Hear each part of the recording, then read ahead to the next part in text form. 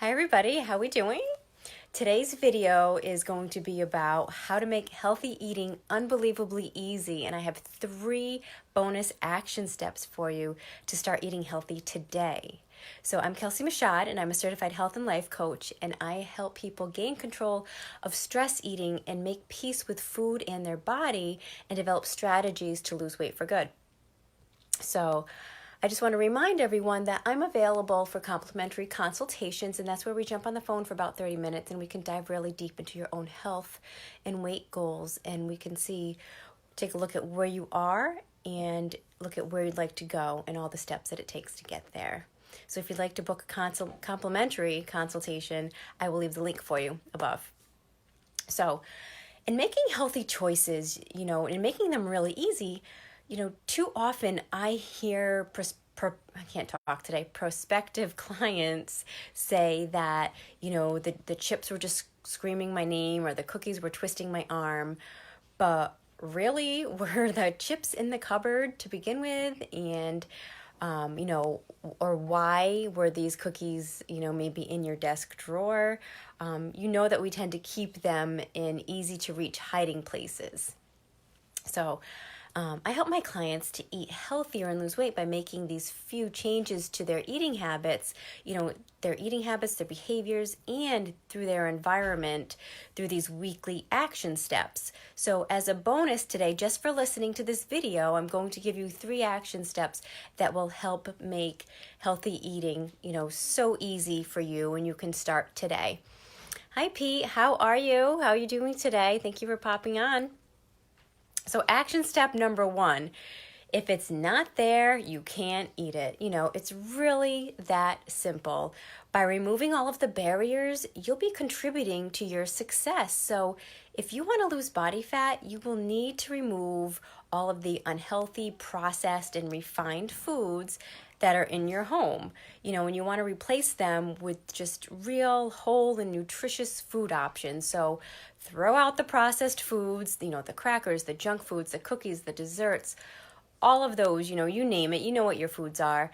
And, you don't want to wait until you've just eaten them all. Don't be afraid. A lot of times we're afraid, I don't want to waste the food. And I get that. But you have to think of your goal and your health, too, at the same time. So which is more important? And when it boils down to what's more important for you. So, this is a way of taking the willpower completely out of the equation, because if it's not there, you can't eat it, right?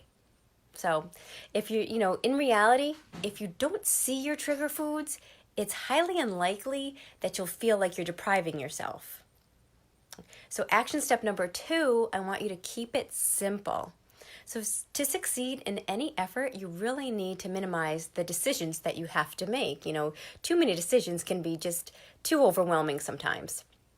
So say when you come home from a long day at work, or, like recently now, a lot of us are not working or are working from home, and we're just home, we're just there. And, you either way, you want to have these healthy meals as your only option, and you want to have them prepared, in your fridge, just ready to grab. So your decision making is really simple. You eat the healthy food. So the only decision that you really have to make is, which of these healthy foods am I going to eat? And this is why, I'm a huge advocate of meal prep and cooking meals that will get you through the week. So for example, I only cook about twice a week on average. And that's because when I make a meal, I make something that's large enough for us to have for a couple of days. And it's a nice, healthy, mostly whole food meal that's going to nourish my body and my family's. And we have it for a couple days, and it's already there. It's ready to go. It's ready to be heated up again, and for the next day. So it's easy to grab, so that choosing another option just isn't there. My option is to eat the healthy meal that I prepared. So that's just an example for you. And action step number 3 is you want to know your trigger foods. What are your trigger foods, and what foods will you eat to excess that are just not going to get you closer to your goals? What foods make you crave more? So once you know them, your action step is to make the decision to remove them from your home. No exceptions here. So the thing with that, though, it doesn't mean that you can never ever have these foods again in the future. Instead, you can go to the store and like try to buy like a single serving of something that you feel that you really need to indulge, or enjoy a cheat meal from time to time. But you just don't want those trigger foods in the house all the time, in large amounts of them. So remember that you need to lessen your decisions to be successful. Like I said, with too many decisions can be overwhelming. So if your trigger foods are not in your home, you won't have that option to have to decide whether to eat them or not. So this is how you make your environment make it work for you. So you want to make it work for you, not against you. You want to change your environment to match your goals.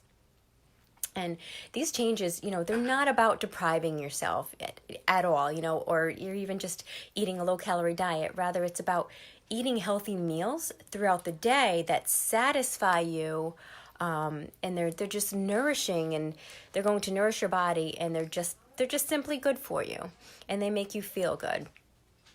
So if you have any questions, because these are your action steps for the week, basically just, try not to, first of all, know what your trigger foods are, and then try not to have them around and so easily accessible. It's okay to enjoy and have a little bit of a treat here and there once in a while and fit it into your daily routine and into your lifestyle, because that's what makes it a sustainable healthy lifestyle.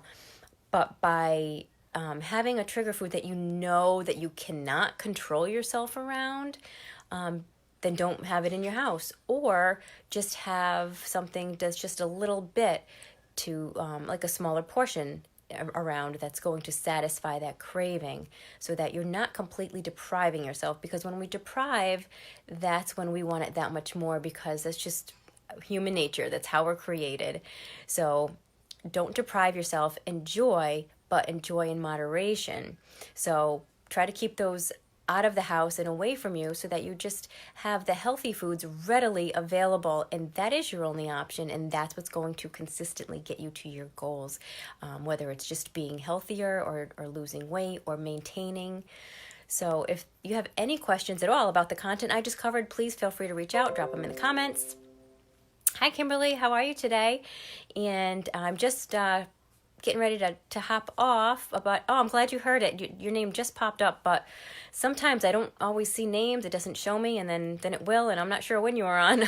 But anyway, I hope that this was helpful for you. And just as a reminder, I'm doing complimentary consultations. I have let me think. I don't have my calendar in front of me, but I think I have 4 spots available left. I filled 1.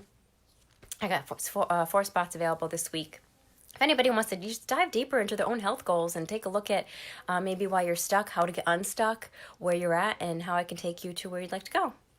So if there's no questions right now, I'm going to hop off. But if anything does come up, leave it in the comments or reach out, PM me, whatever works best for you. So I hope everyone has a very beautiful day, and I will talk to you soon. Bye, guys.